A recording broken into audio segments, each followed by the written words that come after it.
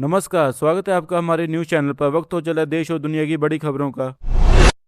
विजय आज बनेंगे तमिलनाडु सीएम। सुबह 10 बजे शपथ, राहुल खड़गे मौजूद। 9 मिनिस्टर भी लेंगे शपथ। टीवीके के प्रेसिडेंट विजय आज सुबह 10 बजे चेन्नई के जवाहरलाल नेहरू इंडोर स्टेडियम में तमिलनाडु के सीएम पद की शपथ लेंगे। उनके साथ 9 मिनिस्टर भी शपथ लेंगे। विजय को पब्लिक एडमिनिस्ट्रेशन, पुलिस और होम अफेयर का विभाग मिला है। कांग्रेस के राहुल गांधी और मल्लिकार्जुन खड़गे समारोह में मौजूद रहेंगे। गवर्नर ने विजय को 13 मई तक फ्लोर टेस्ट देने का निर्देश दिया है, यानी सिर्फ 3 दिन में बहुमत साबित करना होगा। टीवीके ने वीसीके और IUML का अनकंडीशनल सपोर्ट लेकर 120 का आंकड़ा पूरा किया। टीवीके की यह जीत उस पार्टी की है जो सिर्फ 2 साल पहले फरवरी 2024 में बनी थी। एक फिल्म स्टार जिसने फिल्म में विलन को हराया, आज असल जिंदगी में इंडिया के सबसे बड़े राज्यों में से एक का सीएम बन रहा है। यह भारतीय लोकतंत्र की सबसे रोमांचक कहानियों में से एक है। शिवेंदु ने कल ली शपथ, बंगाल का पहला बीजेपी सीएम। सुनार बांग्ला का सपना हुआ साकार। कल 9 मई रविंद्रनाथ टैगोर की जयंती पर शिवेंदु अधिकारी ने पश्चिम बंगाल के पहले बीजेपी सीएम की शपथ ली। शपथ समारोह कोलकाता के ब्रिगेड परेड ग्राउंड पर हुआ। पीएम मोदी, अमित शाह और कई बीजेपी सीएम मौजूद थे। शिवेंदु ने एक्स पर लिखा, कल दशकों के कुशासन का अंत हुआ और सुनार बांग्ला का सपना साकार होने की शुरुआत हुई। यह डबल इंजन सरकार का दौर है, पीस और प्रोस्पेक्टी का दौर है। ईसी के स्पेशल ऑब्जर्वर सुब्रता गुप्ता को सीएम शिवेंदु अधिकारी का एडवाइजर नियुक्त किया गया। 15 साल बाद बंगाल में टीएमसी का राज आधिकारिक रूप से खत्म हुआ। जिस धरती पर बीजेपी कार्यकर्ताओं पर सालों तक अत्याचार हुआ, उसी धरती पर आज बीजेपी का मुख्यमंत्री। यह लाखों वर्कर्स के संघर्ष का इनाम है।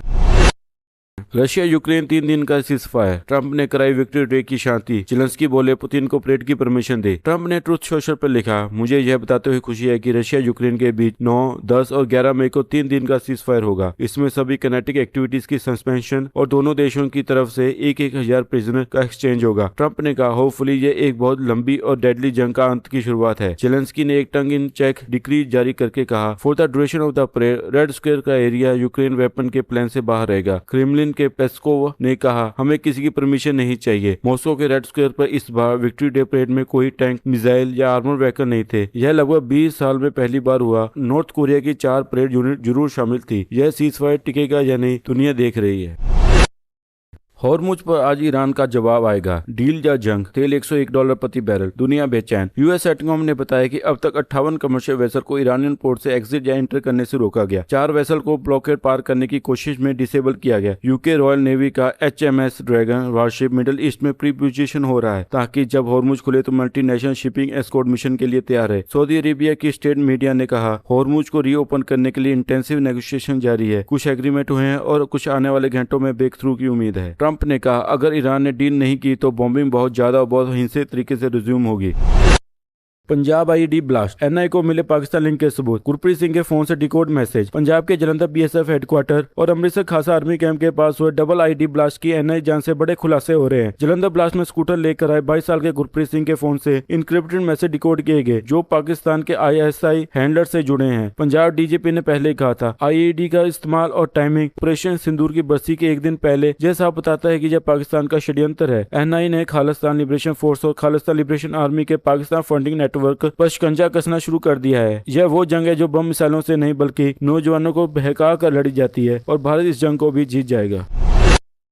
मोदी का कर्नाटका तेलंगाना दौरा, 9,400 करोड़ के प्रोजेक्ट, आर्ट ऑफ लिविंग की 45वीं एनिवर्सरी और सिंधु हॉस्पिटल। पीएम मोदी आज कर्नाटका और तेलंगाना के दौरे पर हैं। सुबह 11 बजे बेंगलोर में आर्ट ऑफ लिविंग की 45वीं एनिवर्सरी और गुरुदेव श्री श्री रविशंकर के 70वें जन्मदिन सेलिब्रेशन में शामिल होंगे। ध्यान मंदिर का उद्घाटन करेंगे। दोपहर 3 बजे हैदराबाद में वो 9,400 करोड़ के विकास प्रोजेक्ट की नींव रखेंगे, जिसमें NH 167 का 4 lane, Zaheerabad industrial area, PM textile park और रेलवे अपग्रेड शामिल है। शाम को वो सिंधु हॉस्पिटल राष्ट्र को समर्पित करेंगे। यह 2024 के बाद तेलंगाना में मोदी की पहली पब्लिक रैली थी। बीजेपी तेलंगाना को अगला टारगेट मानती है। मोदी ने कहा, तेलंगाना की जनता बदलाव चाहती है और बीजेपी उसे देने को तैयार है।